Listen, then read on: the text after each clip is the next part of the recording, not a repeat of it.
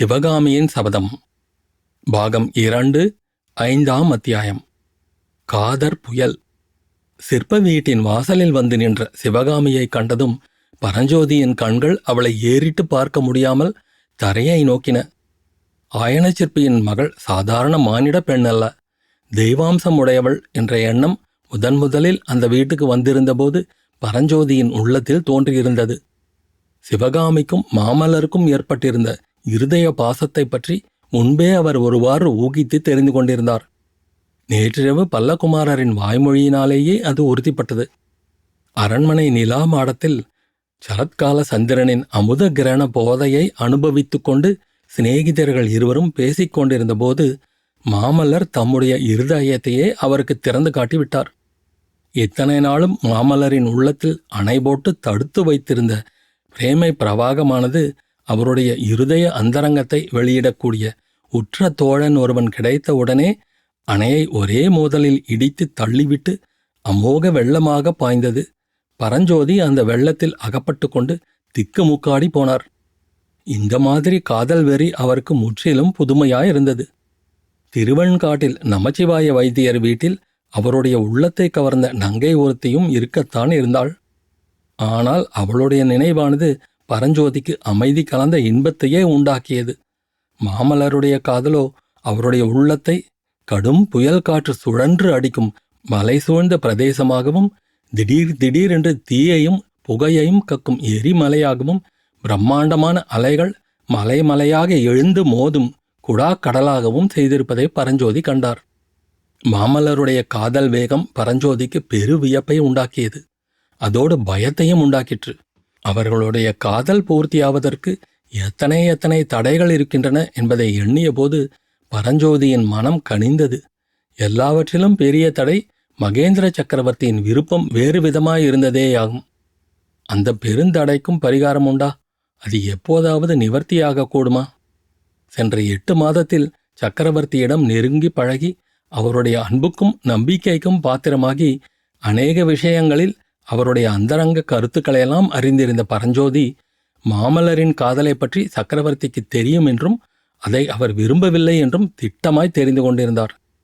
எனவே இப்போது அவருடைய நிலைமை மிகவும் தர்ம சங்கடமாய் போயிருந்தது.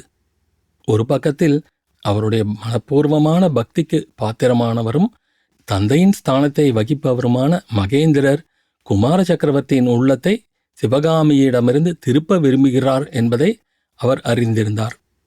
மாமல்லரோ தம்முடைய இருதய அந்தரங்கத்தையெல்லாம் வெளியிடுவதற்கு உரிய உற்ற துணைவராக அவரை பாவித்து தம் மனோரதத்தை நிறைவேற்றி கொடுப்பதற்கு அவருடைய ஒத்தாசையை எதிர்பார்க்கிறார். சக்கரவர்த்திக்கு உகந்ததை செய்தால் தம்மை நம்பிய சிநேகிதருக்கு துரோகம் செய்வதாகும். சிநேகிதருக்கு உகந்ததை செய்தாலோ சக்கரவர்த்திக்கு விருப்பமில்லாததை செய்ததாக முடியும். இந்த தர்ம சங்கடம் ஒரு புறம் இருக்க, சிவகாமியின் நிலைமை என்ன? அவளுக்கு நன்மையானது எது? இந்த பொருத்தமில்லாத காதலினால் அவளுக்கு உண்மையில் நன்மை உண்டாகுமா? இது விஷயத்தில் ஆயனருடைய அபிப்பிராயம்தான் என்ன? இத்தனை மனக்குழப்பங்களுக்கிடையே ஒன்று மட்டும் மிக தெளிவாயிருந்தது. சிவகாமி என்று எண்ணியதுமே அவருடைய மனத்தில் பயபக்தியும் மரியாதையும் அன்பும் அபிமானமும் சங்கோஜமும் வாத்சல்யமும் கலந்த புனிதமான தெய்வீக உணர்ச்சி தோன்றிற்று. சிவகாமி விஷயத்தில் அவருடைய மனநிலைமைக்கு தகுந்த உதாரணம் சொல்ல வேண்டுமானால் சீதாதேவி விஷயத்தில் லக்ஷ்மணனுடைய மனநிலைமையைத்தான் சொல்ல வேண்டும். ரதத்தில் இருந்தது மாமல்லர் அல்ல என்று கண்டதும் வருகிறவர்கள் வேறு யார் என்று தெரிந்து கொள்ளக்கூட சிவகாமி ஆசைப்படவில்லை. உடனே அவளுடைய கவனம் ரதத்தை ஓட்டிக்கொண்டு வந்த கண்ணபிரான் மீது சென்றது. கண்ணபிரான் ரதத்தின் முகப்புத்தட்டிலிருந்து குதித்து முன்னால் வர பரஞ்சோதி அவனை தொடர்ந்து பின்னால் வந்தார். அவர்கள் நெருங்கி வந்ததும் சிவகாமி கண்ணபிரானை நோக்கி, அண்ணா, வீட்டில் எல்லாரும் சௌக்கியமா என்று கேட்டாள். அவளுடைய குரலில் தீனமும் ஏமாற்றமும் நன்கு தொனித்தன. இல்லை தாயே, இல்லை. வீட்டில் ஒருவரும் சௌக்கியமில்லை. கமலிக்கு தலைவலி, அப்பாவுக்கு முழங்கால் வலி, எனக்கும் உடம்பு சரியாகவே இல்லை. உங்களுக்கு என்ன அண்ணா என்று சிவகாமி கேட்டாள். அதுதான் தெரியவில்லை, வயிற்றில் ஏதோ கோளாறு. கமலி உன் வியாதிக்கு மருந்து பூனைதான் என்கிறாள். பூனை மருந்தா? இதென்ன கூத்து என்றாள் சிவகாமி. ஆமாம் தாயே, இப்போதெல்லாம் எனக்கு அசாத்தியமாக பசிக்கிறது. நேற்று ராத்திரி கமலி சுட்டு வைத்திருந்த 9 அப்பம் 7 தோசை, 12 கொழுக்கட்டை அவ்வளவையும் தின்றுவிட்டு, இன்னும் ஏதாவது இருக்கிறதா கமலி என்று கேட்டேன். உன் வயிற்றில் எலி இருக்கிறது, ஒரு பூனையை சாப்பிடு, அப்போதுதான் உன் பசி தீரும் என்றாள். இதை கேட்ட சிவகாமி கலீர் என்று சிரித்தாள். பரஞ்சோதியினாலும் சிரிக்காமல் இருக்க முடியவில்லை. பரஞ்சோதியின் சிரிப்புச் சத்தத்தை கேட்ட சிவகாமி அவர் பக்கம் திரும்பி பார்த்தாள். ஆஹா, இது யார்? பரஞ்சோதி தைரியமடைந்து, அம்மணி, என்னை தெரியவில்லையா என்று கேட்டார். யார்? திருவெண்காட்டிலிருந்து. ஆம், நான்தான். திருவெண்காட்டு நமச்சிவாய வைத்தியரிடமிருந்து அப்பாவுக்கு ஓலை கொண்டு வந்த பரஞ்சோதிதான். அப்போது கண்ணபிரான் குறுக்கிட்டு, மன்னிக்க வேண்டும், கல்யாண சந்தடியில் மாப்பிள்ளையே மறந்து போனேன். தாயே, இவர் யார் என்று நான் சொல்கிறேன். காஞ்சி கோட்டையின் பிரதம தளபதி இவர். கோட்டை காவலுக்காக சக்கரவர்த்தியே இவரை அனுப்பியிருக்கிறார்.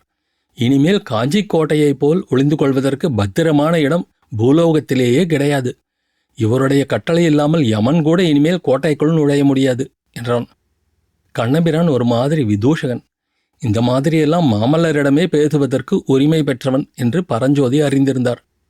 எனவே அவனுடைய பேச்சை பொருட்படுத்தாமல் சிவகாமியை நோக்கி, அப்பா எங்கே, உள்ளே இருக்கிறாரா என்று கேட்டார்.